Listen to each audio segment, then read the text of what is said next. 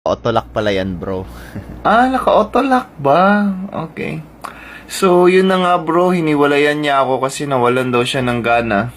Nawalan siya ng gana dyan sa napakapormado mong katawan? Tapos meron ka pang beautiful eyes and juicy lips? Naku ba, ano bang pinagsasabi mo? So, yeah, it's okay lang. Makakamove on din naman ako dun di ba? Yeah, okay lang yan, bro. Wala namang hindi kaya gawin si best friend na ginagawa niyo ng girlfriend mo.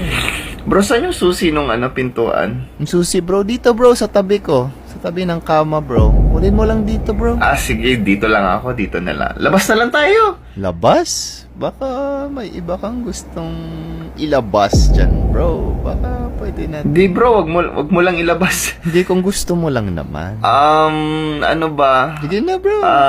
Bilisan lang Tara natin. na bro, labas tayo bro. Hindi, ito na lang. Ayoko yung labas dito. Gusto ko yung labas doon.